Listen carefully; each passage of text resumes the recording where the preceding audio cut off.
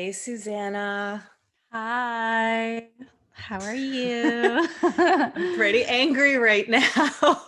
Mhm. Not gonna lie, or I am having some internet challenges in this Airbnb that I'm at. And A little bit. yeah, there's some lags. There may be some freezing in the video. Please be patient with us. I think it's pretty hilarious that this would come up on an episode about anger, but we've also been grumpy for a few of our last episodes, so this kind of become a theme now. Yeah, we have. It's probably culminated to this very episode. It's just like working with our energies. Yeah, I'm excited for this episode. I think a lot of people are experiencing anger right now and not Mhm. knowing what to do with it and how to process it.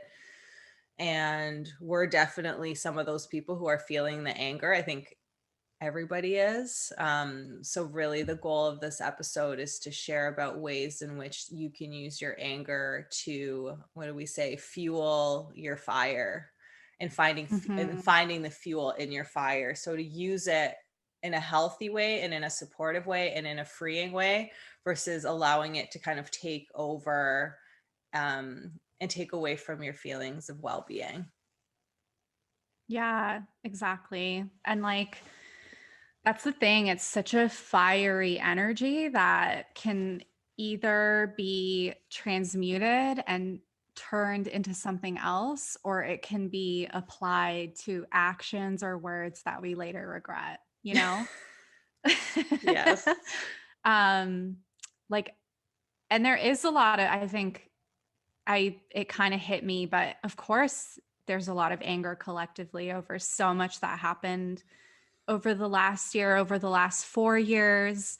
I think there's some release for people now, but like there's trauma and resentment for what I think a lot of society has been through. And we're still in that, still dealing with lockdowns and restrictions that are probably bringing people to their limits emotionally. Um, So I know that I've had a lot of anger come up myself from things going on in the world. And then just like personally, when it comes up, it's been so interesting to like find the different ways to deal with it and express it. So yeah. Mm. Yeah. Yeah, we're taught that anger is not a great thing to feel, like that there's something wrong when it comes to anger. And I think it's because a lot of us have not been taught how to work with our anger in a healthy way. So we've experienced anger by it being projected at people and kind of allowing the anger to take control and seeing the damage that it does. So people don't have positive associations with anger, but it's just one of our other emotions that we have as human beings. So again, if we can take away the labels of something being good or bad or right or wrong and it just is, then you can kind of reframe your relationship with anger and how you work with the anger within yourself as well. Exactly. Yeah. Exactly. And like, what was your relationship to anger growing up? Because I wonder if we have similar experiences based on our culture. Being from a Polish background, like don't, I would not say this applies to everybody, but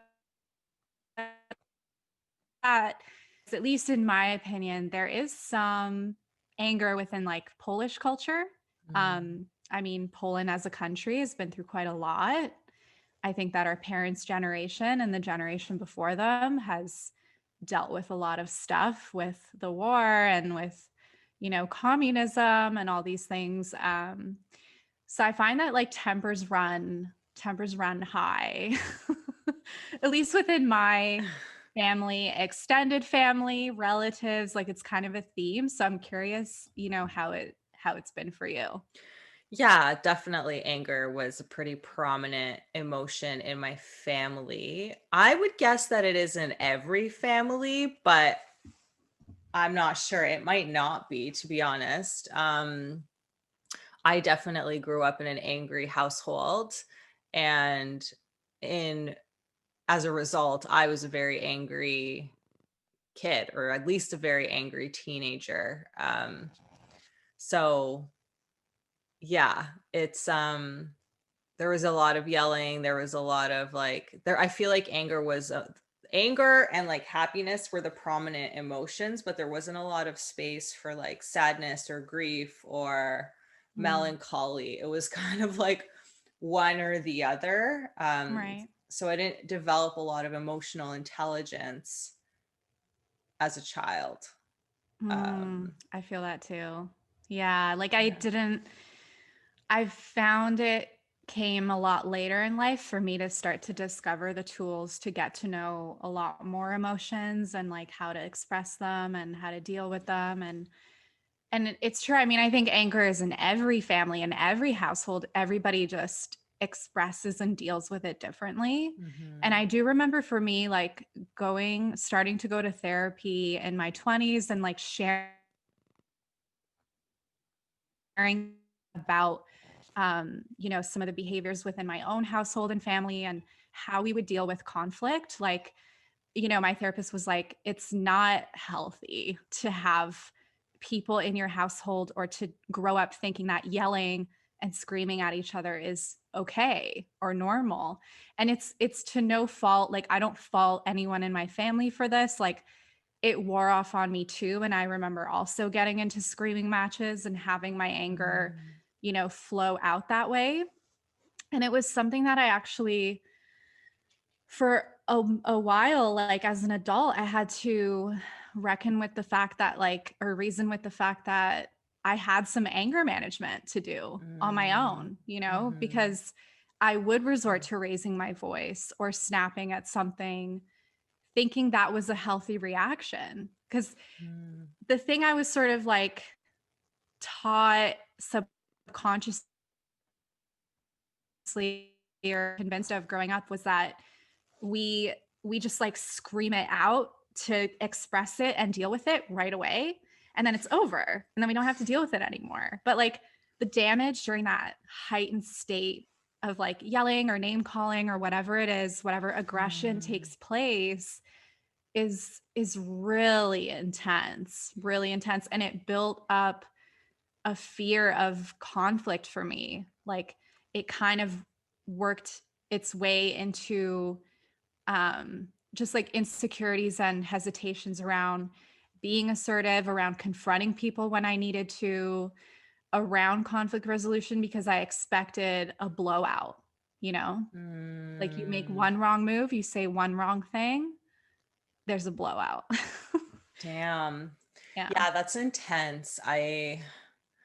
I feel like maybe there was a little bit of there wasn't necessarily name calling. There may have been some harsh words that would be said in anger. There was definitely yelling. I I feel like my parents probably got into some heated arguments. I've heard of them telling me stories of like dishes being thrown and things like that, but not that I witnessed. Um, I remember feeling like I wasn't allowed to yell. So it was almost like my parents were allowed to yell, but I Mm, was not. So I ended up a lot of my anger was expressed in like whining and like closing myself off and like storming off to my bedroom and slamming the door.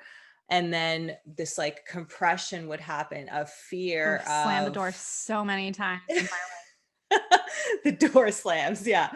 And this fear of my parents like coming into the bedroom, and I was either worried that I would get smacked or yelled at some more, and I didn't know what to do. So I still have tendencies of when anger is experienced around me of shutting down and of closing.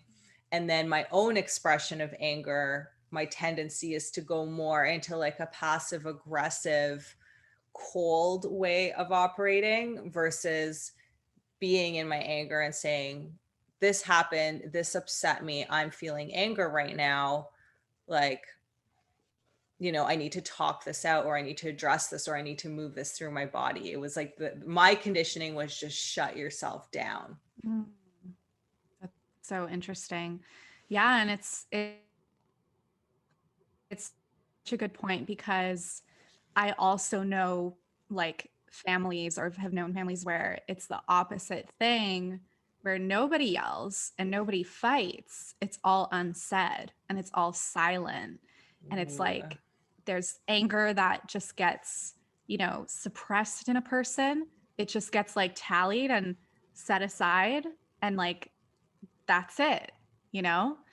And that can be really toxic as well, I'm sure, because I don't even know what that does like over time, like there is a need to express it and process it in some way, for sure. Mm-hmm. And I think that when you're in the midst of someone expressing anger, it makes sense to shut down, because it's like a self-protective mechanism, right? Like you Mm-hmm. either fight back and match their level, and you're risking you know, like I know that in my family, if someone was yelling and I yelled just as loud, then they yelled louder, and then I'd be like, okay, this person's gonna get a stroke, we have to stop.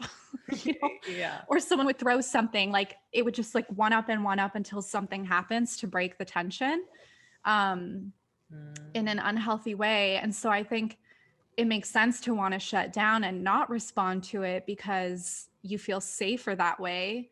And if anything, it makes sense to me. It always made sense to me in my adult life to take on this idea that when you're faced with someone who's expressing their anger in a really like, you know, visceral, aggressive way, whether verbally or like tonally or whatever, you have every right to exit the situation, Mm-hmm. especially if you can. You have every right to walk away. Yeah. And then being the person who's expressing that anger, to have the wisdom and awareness, which is hard. I've tried it too, to be like, I'm really upset right now. Like, I need to calm down before, like, let's not talk right now, Mm-hmm. because if you try to push through that, like nothing good will likely come of it. Yeah. Um, and it's just, I mean, in relationships, especially, I've Mm-hmm. spoken out of anger so many times, and then just been like, oh, like after the fact, like I wish I had just calmed down, but then I have this thing, like if I calm down, I'm going to forget the thing that I should fight for. I don't know if that makes sense. Interesting. Okay. Yeah, you lose that fuel to your fire kind of thing. Like the Hmm. passion behind it is gone. Interesting. Yeah. For me, I've never, can I say that? It's been rare where there's been a ton of like explosive anger in my relationships, because I'm not the one to explode. I don't explode, right? So like I've had this person explode like at me and not get anything, so then they explode over here and over here and over here and like freak out, and I'm like, oh my god, I'm terrified, and like would like lock myself in a bathroom for safety, Mm.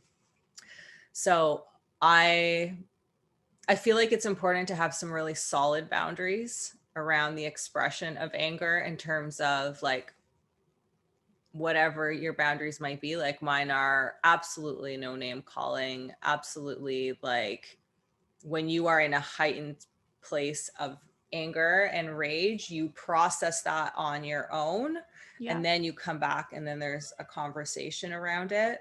But to bring in, I love that your cat always needs to get a few words in. Meow meow. What? He always Um, makes an appearance like at the same. so good.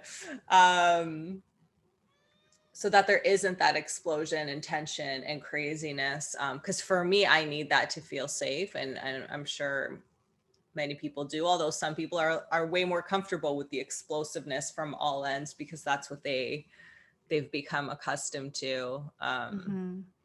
Yeah, I think Yeah. the boundary thing makes so much sense, and especially in relationship, because like dealing with and processing anger when you're alone versus like living with people, or you're angry at the very people you live with or something like that, is well, you don't even have to be living with them, whoever you're directing your anger towards. It's just there's really important considerations around what's, what's okay and what's not. And I wonder if, like, for people who are okay with yelling, if it's really ever okay. Like, I Yeah. wonder if yelling is just a globally, like, that's a boundary we should all try not to cross. And like, I'm not saying I don't still yell or haven't. I mean, it's interesting in Mm. reflecting on this, like for me to note that in the past decade or more, probably since my relationship with my husband, like my ex-husband, he,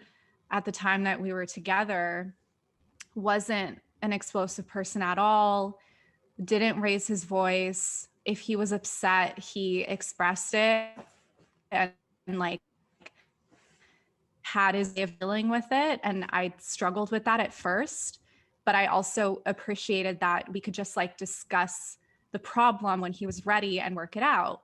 And yeah, we would get tense and your tone might get a bit tense, but yelling is like a whole octave or whatever the measurement is, like it's a whole other level, and I agree with you that like name calling just feels like an assault every time and is never conducive to anything.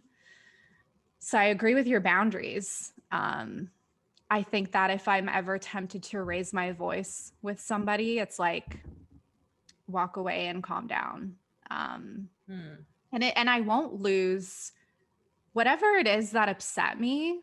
If it's valid, it's not going to go away just because I calmed Exactly. down. Like that's kind of a Exactly. lie I tell myself. If anything, I'm going to gain more clarity, or what's even more important is I might realize that the thing that set me off wasn't even valid. Like maybe I was just Mm. in a really irritable mood, or, um, the fault was with me. And so it's helpful to walk away so that you can be like, you know, is there anything even going on here that I'm upset by, or did I just freak out? You know? Totally. Yeah. Yeah. And even what you're saying about the yelling thing, there are certain cultures that are just like louder in general, like Italians, like my friend who's Italian, her and her parents speak like louder octaves. And for me, it's like, whoa, like it feels like a lot. Yeah. So like, and I'm not saying Italians, like everyone's like, yeah, let's yell at each other. But maybe for certain people, your tolerance levels are different. So it's like you Right. create your own boundaries around it.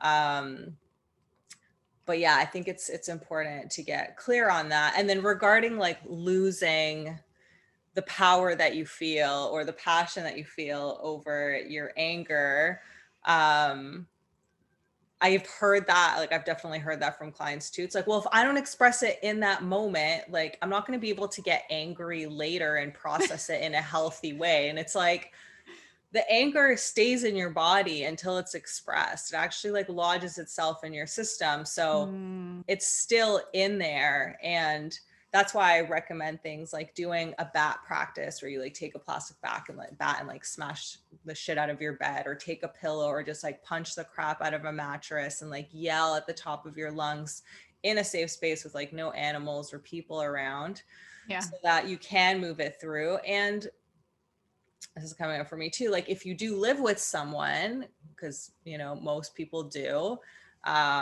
with children, like you definitely, I wouldn't recommend going into a room where they could even get the inclination of you doing something like that. But if it's an adult, you can say, i need to I need some space and I need to move this through. Like you might hear some noise, like just know that it's me healing and moving it through. Like, or maybe you just go for a sprint, or you like, like go outside or go for a walk or whatever it is, and then go Mhm. scream your head off in the forest. But like creating space for yourself to express it. And like, I would honestly even create like a container for expressing your anger, like even once a day or once a week, Mm, even if you're not feeling angry, because there's stuff in there and you'd be surprised that once you like start smashing that bat, that things are coming up for you, right? You put on like some angry songs or you put on a timer and you just go nuts with it. And it's like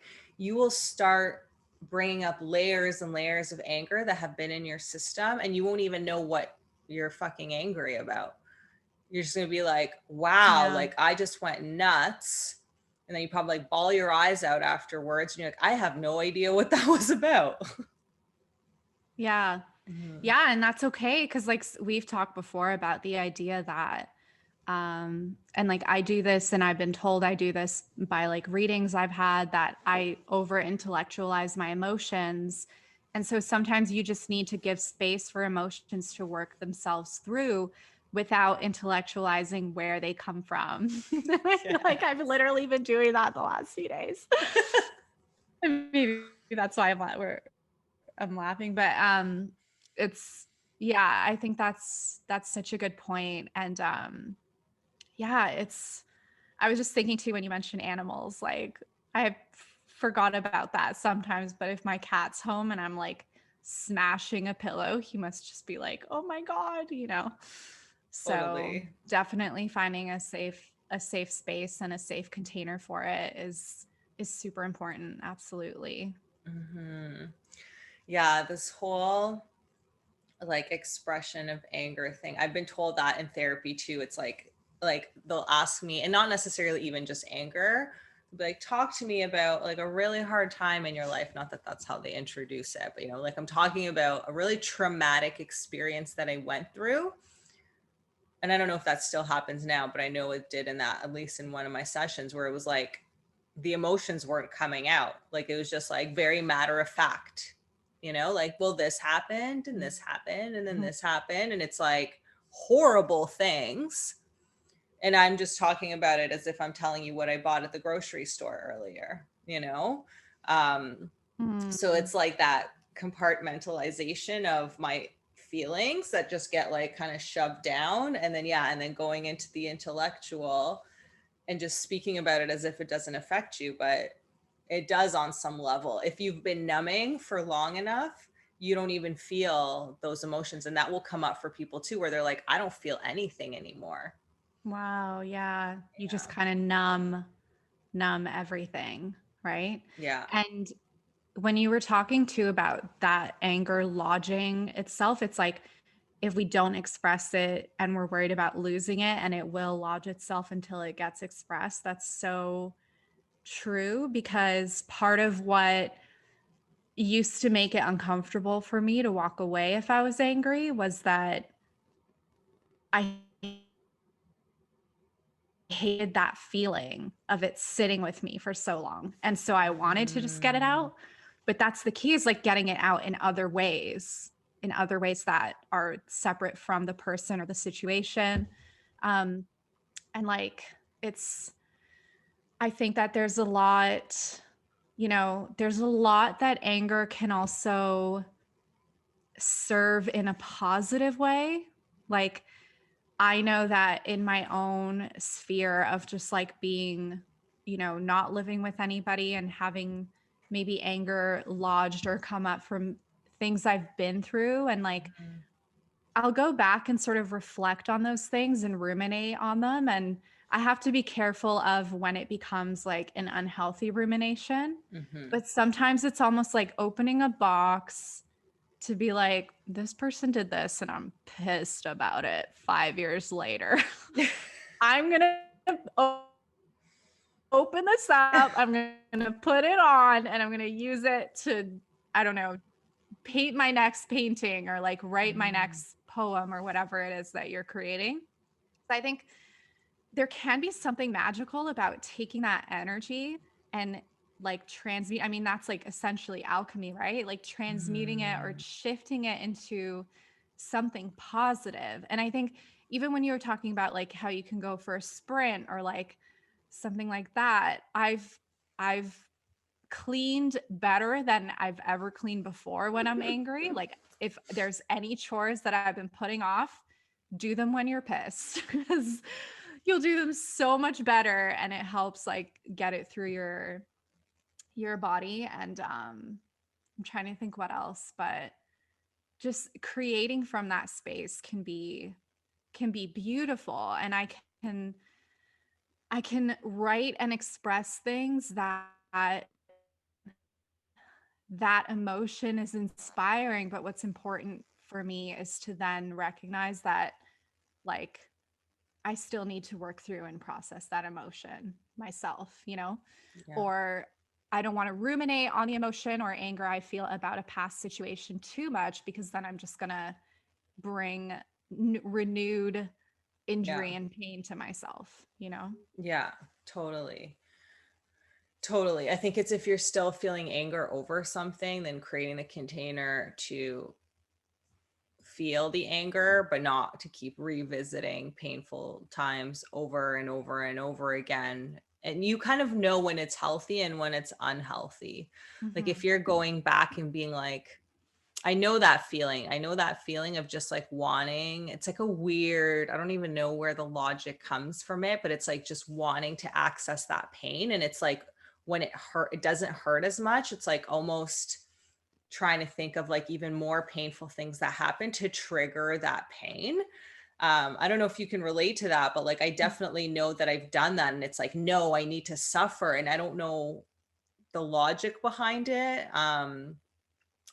But that's, I think, honestly, I think that's a part of our conditioning and our patterning of like what we consider normal and comfortable. And it's almost like a comforting thing.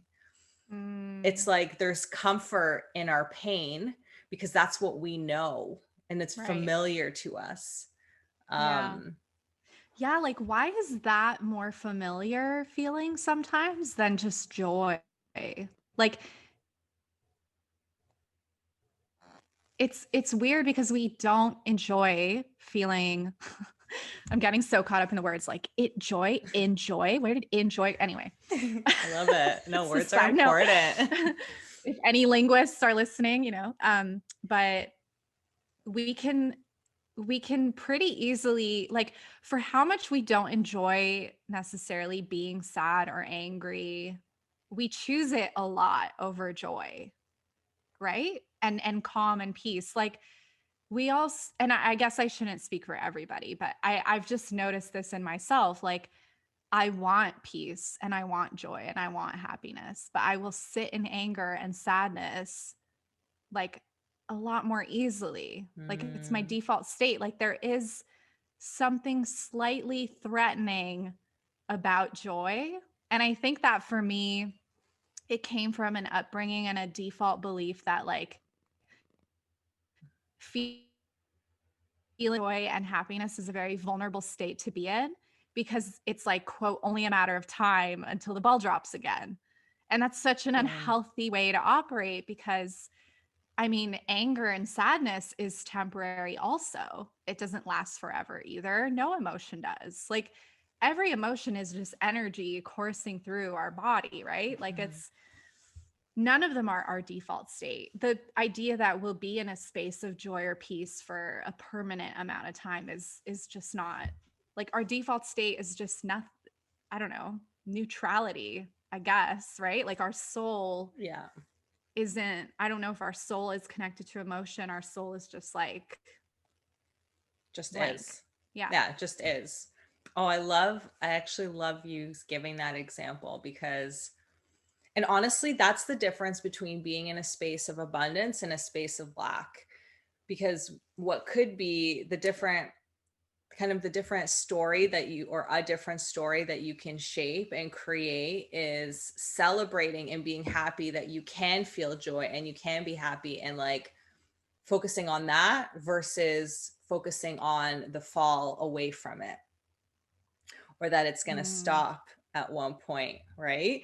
So it's yeah. like literally when you look at your life, are you focusing on the moments that you get to enjoy it and celebrate it, or are you more concerned about those things being taken away Yeah. and not having them? So it's honestly, it's big stuff. It's stuff that's like ingrained like generationally, like culturally, like historically into us. Mhm. And we're not, it's not, there's nothing wrong with you if you struggle with some of these things or have some of these ideas. It's It's bred just, into us. I mean, the yeah. American I'm just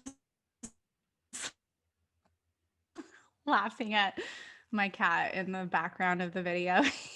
Just don't know what he's doing.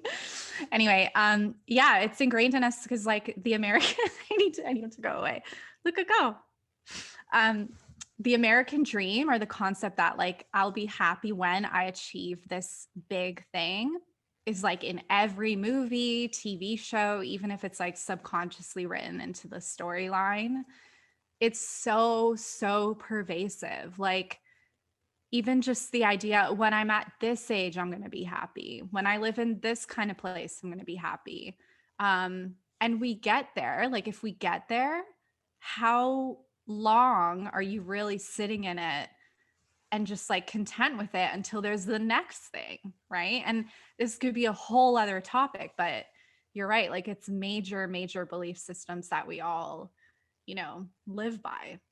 And another part of it too is then there's people who achieve their goals and achieve their wealth or their business success or fame, and then they're in fear of losing it. So then instead of enjoying it, they're like, oh shit, Yes. this is going to go away. I got to work harder. I got to sacrifice more. I got to da, da, da, da. It's like so many wealthy people are in lack and like don't even spend their money. They just sit on it because they're scared it's going to go away. Yeah. Oh my gosh. Absolutely. Absolutely. And one thing about like anger that I've noticed with myself too is when I do go back to situations that anger me, I almost use it as like a checkpoint or guideline for, I don't know, like, I don't know if it makes sense, but in times that I've been, and maybe this is like a victimization thing, but in times where I have felt mistreated and I didn't speak up for myself at the time, but maybe I did later. And I took the actions later to reclaim myself and stand up for myself. I'll look back on those situations to bring up, and maybe the feeling isn't anger that it conjures up. Like it seems like it because I'll be like, wow, how could I have allowed this person to treat me this way? And so there is an anger, but it quickly transforms into this like really fiery, like badass energy, like Mm. of just like self love and worth, and just being like you're damn lost. You know what I mean? Like that kind of idea. Mhm. Um, so sometimes I use it to fuel like growth and confidence and how far I've come. And then Mm. that inspires action because it's like I might even take that and be like, okay, I'm gonna almost like, let's say after a breakup, like a lot of us can relate to the idea of like, you want, I think this concept is kind of harmful, but like you want to get your revenge body, Mm. Yeah. and that's like very body focused. But like, what about just your like revenge self? And your revenge Mm. self isn't about that person like looking at what they've lost out on, because at the end of the day, the idea should be that like they may never even see any evidence of that and it doesn't matter. But it's like for you, Mm. like you're reclaiming things about yourself that you gave away or lost. And so Mhm. you're taking on your like revenge self. Like it Mm. gives you this courage and excitement and inspiration to awaken parts of yourself that maybe you didn't before and express parts of yourself that you didn't before. Like, I guess what I'm saying is there's a piece to anger that drives like courageous action, Big and time. building yourself. Yeah. Yeah, big time. And what kept coming up for me when we were talking about this topic of doing anger and like doing our poll about what topic people wanted us to talk about, was the collective anger. And there have been a lot of protests and things happening in the past little while, where I think it's interesting. I think people attend protests, and then the collective anger will actually bring up some of their own personal unrelated anger that they channel into the protests that they're at, which is why protests can get violent and aggressive at times. And then you have people smashing car windows. It's like really not even about they're angry about the situation. At that point, they're fucking finally expressing their anger. It's just not in a very healthy or supportive way. But, like maybe a silent protest. Again, like I think anger is just an indication to us of something is happening that does not feel good and does not feel right or fair. It's important that we allow it to move through our bodies, like physical movement. Like I'm going to just like really highlight that is what will help you move any emotion through your body. And then reflecting on, okay, why did this upset me? And what is it about this really? And now what are some actions that I can take that will actually be helpful? Is it, if it's like a political issue or like something going on in your town or whatever, is it get a petition going? Do I create a video online and try and make it go viral on this topic? Like, what are some ways in which I can be productive? So it's like using the anger to acknowledge that something is not working, and then being like, okay, well, now what can I do to shift that or adjust that, right? So it's kind of like even what you were saying of how could I have let that person treat me that way, and shifting it to, okay, it's not even about that person. And yeah, I'm feeling angry, and I'm probably feeling more so angry at myself, but I'm projecting it onto them. Like the issue is here, really what's at the root is that I allowed myself to be in a situation where I got hurt. And what are some things that I can do going forward to ensure that doesn't happen? So, boundary setting, looking for the red flags, having the tough conversations. Like there's so much you can do in that. And then you're like, okay, fuck yeah, like this won't happen again. And and I'm going to make sure of it because I've learned from it. And yeah, it still angers me that happened, and like you can keep kind of processing and moving it through, but it's like now you're getting healthy, supportive information that can actually be productive in your life versus bringing you down in some way. For sure. Yeah, and I think the collective piece is so, it takes on a whole new meaning when there's like anger expressed by a collective group as well. And like I struggle with it because just like observing it from my own vantage point, which is like, has issues inherent to that with my position and status and privilege, all that stuff. But like, there's groups that deserve, like, they have every right to be angry and smash things. Like, that's how I see it. And there's people who join that movement just to get wrapped up in that expression, not even for the issue at hand, but just like for their own shit. Almost like just coming in to kind of like hijack and muddy the original principle of it. But then like, I think that it's almost like collectively there have been so many attempts, and like I'll avoid us getting into a political discussion, but I think it relates to us on a personal level too. When you make so many attempts to address something like rationally or with focused action or with communication, and you're constantly met with a wall, it's like, and it's frustrating because you saw a year of so many protests that, were loud and massive and little response from like the powers that be, or for the demands that were being demanded, right? So it's a question I think about and reflect on a lot, is like, what can we all do? Like, how can we better address it? And I've heard a lot of people and educators speaking to just like, you know, focused action in your own life and everybody you come across, Yeah. and how like educating yourself on the topics and the history and how you converse. And so it's almost like it comes back to this idea of it lying within each of us to like responsibly learn and address the things that we need to know to become better humans. Hmm. But yeah, I wonder if you tie it to a personal situation where you feel like you keep hitting a wall. I mean, I guess in that situation, you walk away, like, right?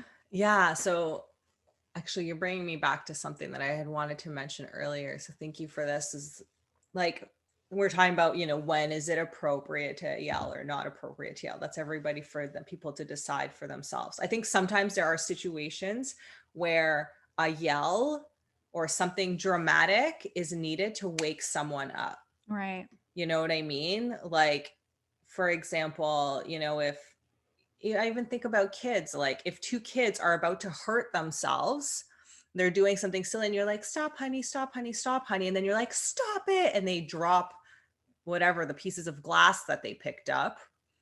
Like in that moment, you're saving that child with your anger and Mm-hmm. with that loud expression, right? Yeah. Um, and I think for sure there's times when, and this can get like pretty muddy as well. And this is something that I've been learning about too, is like sometimes like a physical gesture, like where you touch someone in a way that won't hurt them, but will like wake them up, Mm-hmm. can be needed to shake them out of a state. I haven't personally applied it, but if you're in a relationship, like sometimes that can actually help move someone out of a state, like physically get them out of it. Mm-hmm. Obviously, depending on the situation and the people and all of Right. these things. But when you are hitting a wall, it's like you literally sometimes there's nothing you can personally do to break the fucking wall. Yeah.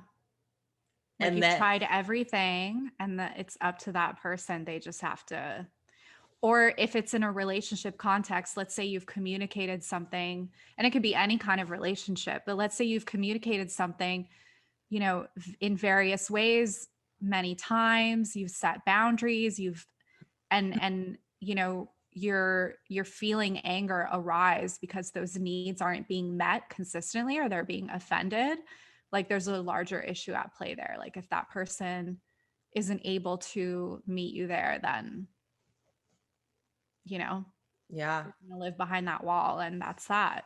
And I think that's where you get the opportunity to like take a step back in whatever situation it is and reconsider a different approach.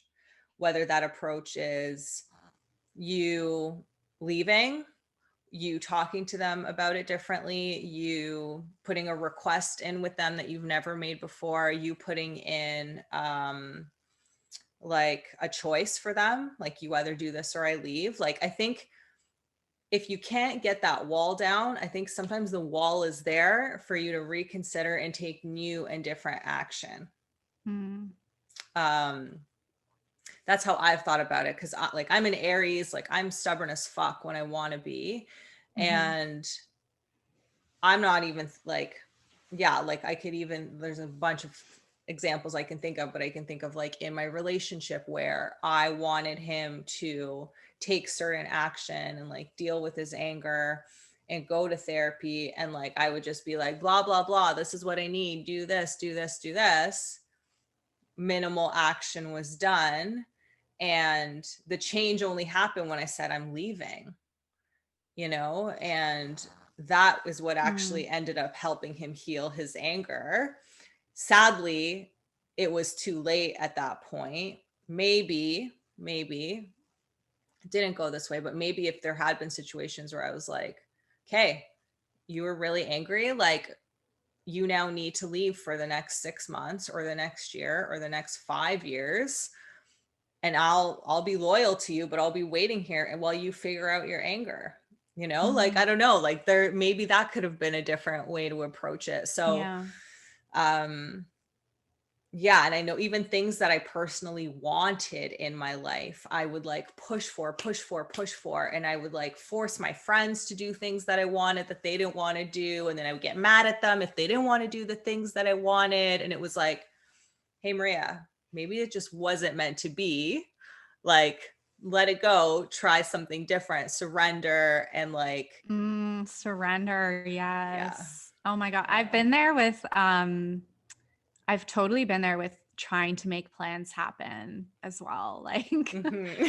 in the past, like I remember just being really upset and angry if like people, bailed on plans, and like especially if it was a group thing and it just didn't turn out to be what I wanted. And in the end, I had to listen and be like, my friends just don't want to go to clubs anymore. Like I Right. have to find new friends, like I have to find new people to do that with, like Yeah. at the time, that specific group. So it's it really is sometimes, yeah, you yourself aren't seeing like what's being communicated, right? um and I know that for a lot of people, and for me, I'll feel anger when I don't know, like there's a protection of wanting to be right and correct, and Mm-hmm. like I'll get angry when I'm in a space of trying to defend myself if my honor has been questioned, or like my commitment to something has been questioned, or if I screwed up and I don't want to admit it. um I've seen my anger come up in those situations where I'm like, like, how dare you even suggest that, whatever. And then when I come down from it, I'm like, oh, that actually was my fault. And Yeah, there's like the it can shift. humble kind of tail between the legs, like admitting that, but it's all part of surrender. Like it has felt really good in certain cases to surrender, in most cases to surrender and admit when I have been wrong, because then you get the healing and resolution that you're looking for, and like defending yourself wasn't the way, you know Mm, yeah, I love that. Such a great topic. There's so much in that. So we always offer a path to self-exploration that you as a listener or viewer can do to work with your own anger. And I always kind of throw the ball to you, Suze. And if you have any initial ideas as to like one thing that someone who's listening or watching can do to work with their anger in a way that is supportive of them. Yeah, so I would say that the next time you feel anger come up, whatever it is, whatever the cause, like fuel it into something creative, Hmm. anything. And I know that a lot of people struggle with creativity in general, and they just consider themselves creative or not. Every single person is creative. Like I believe that. We all just express it in different ways, but it's not even about it being something to like put out publicly or show anybody. Maybe it's like, I don't know, you get a bunch of paint and do a body painting. Like, how fun is that on a large piece of paper? Or you collect, I don't know, leaves and like arrange them into whatever. It could be anything. Um, but just Hmm. like something creative to fuel it into and see what comes of that. Yeah, I love that. Like for me, it was like writing poetry or writing a story or whatever. Interesting that you brought this up. I'm going to do like a little bit of a plug, Yeah, but I write so much. I was just gonna say, internet. I write so much better and more committedly when I'm angry. Yeah, yeah, I love that. And something that I recently put out because I think it would actually be helpful, is it's like a free guide. It's called Wisdom from Within, and it's a way for you to connect with your inner child. And in that, you can connect in with things that actually like brought you joy and things that you enjoy doing as a child. And I find that often we are way more involved in our creativity as children. So if you don't know what your creative abilities are now, just go back to when you were a kid and just pull one of those out of your toolbox, you know, and you can go through this guide if you want to, and that'll give you even way more information. But like, that's a great way to reconnect with your creativity, because I feel like when we're adults, we kind of like cut that off a little bit. I love that guidance. I really do. And I think I would Mhm. say, yeah, what I would say is the next time you're angry is, you know, there's a creative route, but then I would also encourage you to discover some ways in which you can physically express your anger in a safe way. Yeah. So like, find one song, like I love Rage Against the Machine. I feel like they have some great angry tunes, but you know, Mhm. everyone has different music that makes them feel anger. Put it on. Those songs are like what, max 5 minutes, and just move your body in whatever way it wants to with the anger. Like allow yourself to yell, allow yourself to just like flail your arms around or headbang or whatever it is. And then see how you feel afterwards. Just then take notice, like, oh, do I feel less anger, more anger? Does more want to move through me? Should I keep going? Am I sad now? Is there sadness underneath this? Because often there Right. is. Um, yeah, I feel like that's a great tool Gosh, to that live kind with. of inspired me to think like how cool would it be if we made a playlist of angry music, you know, Hmm. just like our own suggestions. And then I think I will make a list of some creative ideas that you could fuel anger into. Because it isn't even necessarily a physical thing you create. It can be the way you move your body as well. Dancing, right? Like that Big is a time. creative expression too. So I think those two actions in collaboration are just like you'll be like owning processing your anger. Yes, yes. I love it. Well, thank you so much for today, for sharing, Suze. Thank you to everyone for listening. Thank you to your cute little kitty cat giving us the eyeballs right now. He's in such a zen, like it's so funny. Like Space. his pose is adorable. Yeah, her cat has his like front paws crossed as he's staring into the camera. At least it Is he looks like stare? I can't that. see. It looks like it from here, from the couch. Just a little creepy. Yeah, he Uh, is staring. Um, awesome. he looks very angry actually. He does look very angry, as a typical cat does. They Yes. tend to have Yes. that. That's right up their alley, hence his Yeah. presence. Yeah. Amazing. Well, thank you, Suze. Thank you, everyone. And we'll be sharing another poll soon on the next Yeah, topic. thank you too. Awesome.